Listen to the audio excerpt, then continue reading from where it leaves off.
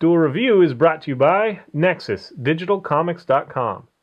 On today's Duel Review, it's Ticket to Ride. I'm RJ. And I'm Nick. Let's get to it.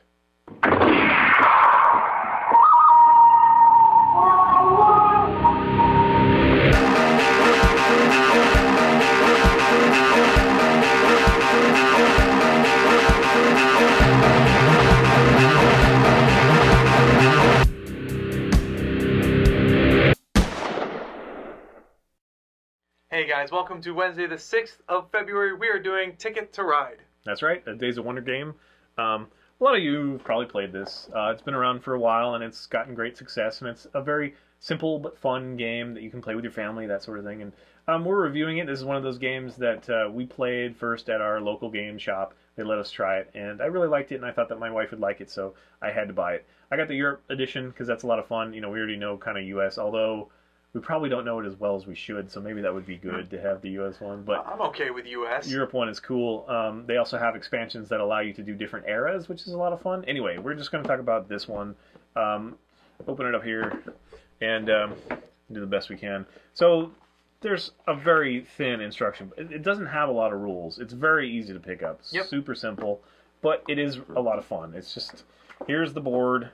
It's a big old board. Do our best to stretch it out without breaking anything. So, as you can likely see, it has a whole bunch of different colors and tracks, and it's a map of Europe, and it's got all these different cities, and the cities are connected by routes, the colored routes. We've got three major types of routes. We've got just the regular color ones.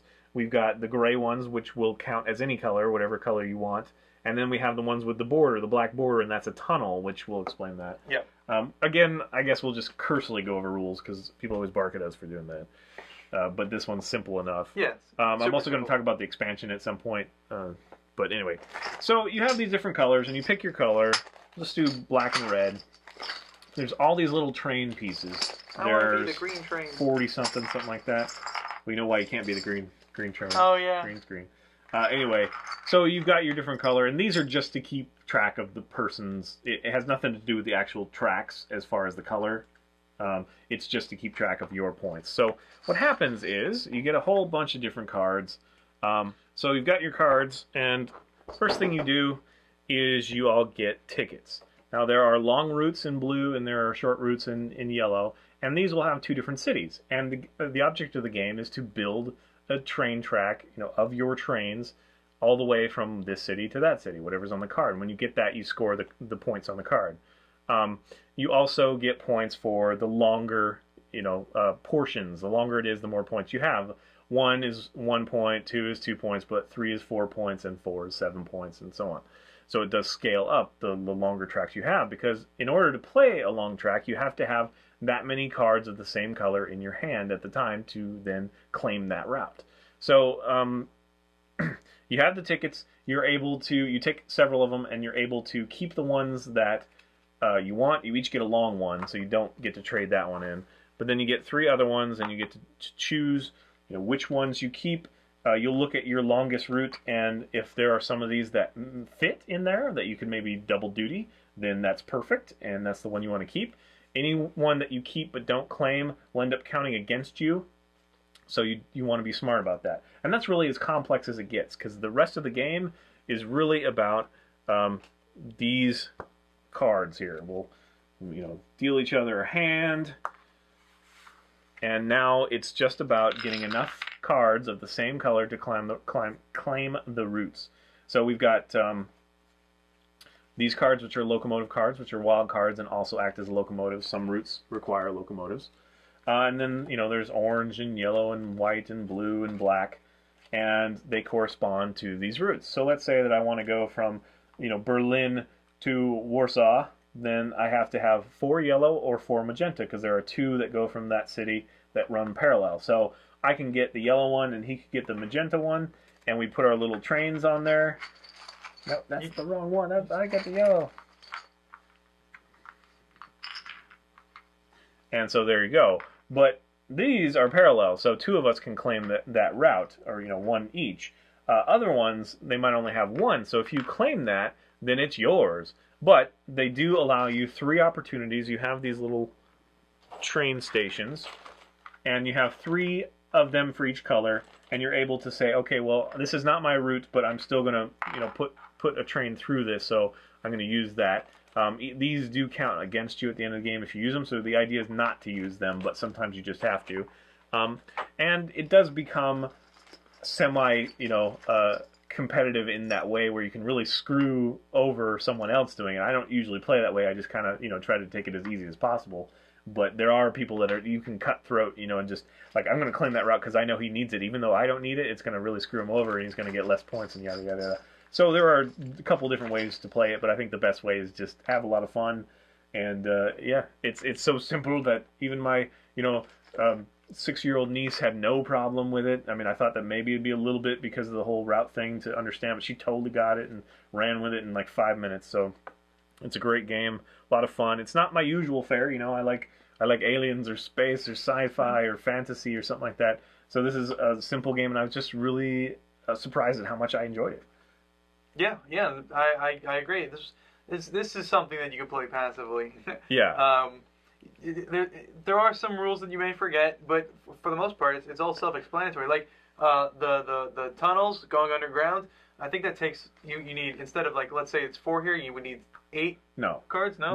How does the tunnel work? The tunnel works is that, okay, so let's say that I have a tunnel and it's a gray tunnel, so I can say it's any color I want.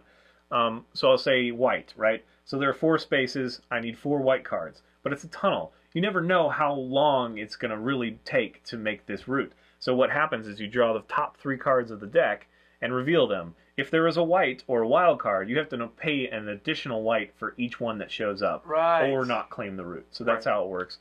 You do also have kind of a common area where you have 5 cards that you can draw from, right? Because every turn you claim a route, and then you can draw cards, or draw cards and claim a route. You could draw 2 cards from the deck, or you can pick up 2 of these cards, or 1 if it's a locomotive, because that's a wild card and very, very important. So you can see what's out there, say, I really need oranges. There are no oranges here, so I'm going to go ahead here, but the next guy might need a magenta. He's like, I need 2 magentas, and there's 1 here, so I have to risk, maybe I'll get a magenta in here, and then I can pick that up next turn, or whatever. What kept happening, like the last time I played my wife, I kept thinking, okay, well, perfect, I need black and a magenta. She would take the black and the magenta, and then it would come up, whatever. And then a couple turns later, it would be like, okay, well, this time I need an orange and a blue. And she would take the orange and blue. It always happened that way. So it's like, but it's a lot of fun. It's just great, simple fun. Yeah. And it's a quality game. They do have a lot of expansions to check out. A lot of the expansions do work cross, like they work with the Europe one, and they work with the US one. One of the expansions that I was really excited about is called Alvin and Dexter. Why? Because it has a UFO and a dinosaur. Duh. Alvin and Dexter. Alvin is the little alien guy, and Dexter is the dinosaur. Alvin the alien. Dexter the dinosaur. Dinosaur. And they have their little figures. Now, I got the later expansion. The first expansion, these guys were a lot bigger, and they probably stayed up a little better. These guys tilt over really easy, so I'm kind of miffed that they did that. You can also tell that the bases match the train stations, but they're much smaller now. So at some point they were, I think, the right size, so they could actually go over a track. The way these expansions work now is they literally, wherever you put them, that city, you can't build a track to, and that's really it. They both work the same way.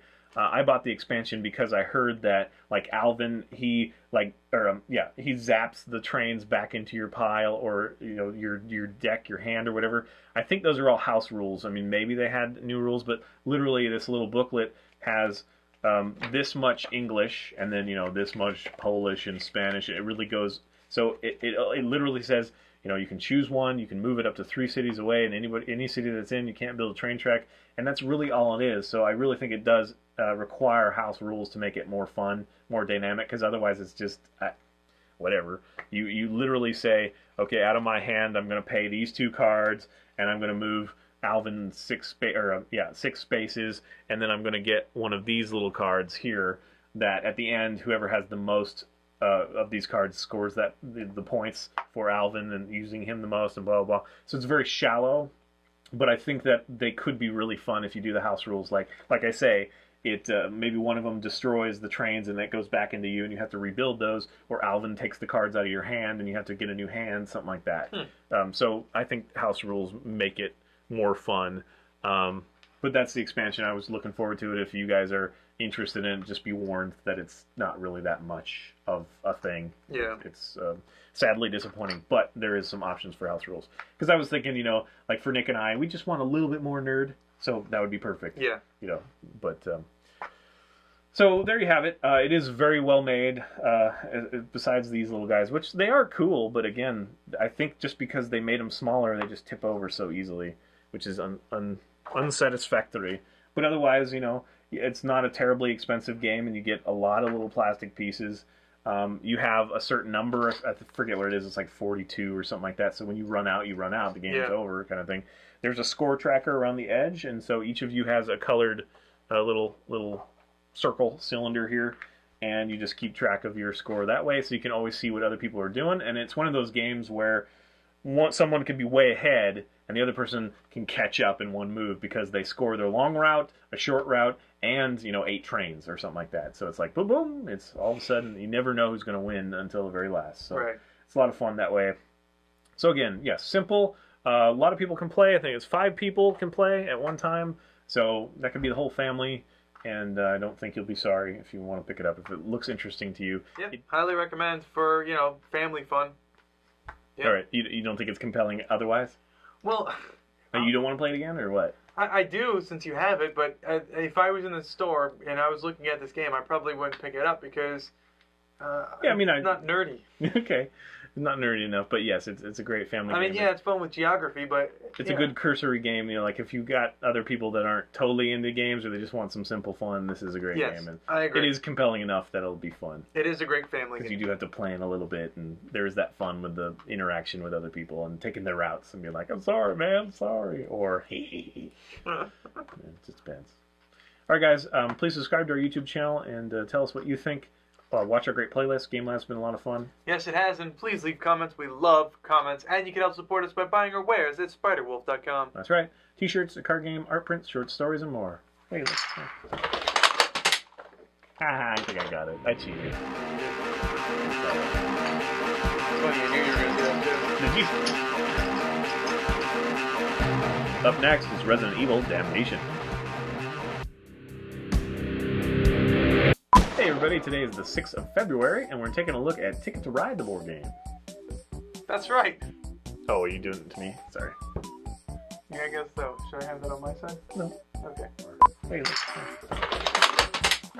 Haha, I think I got it. I cheated. I think you did get it. It's alright. It's funny, I knew you were going to do that too. Did you? I was just relying on your, like, you know, no! Like having to put them back. Yeah. Well, that's why I didn't do that.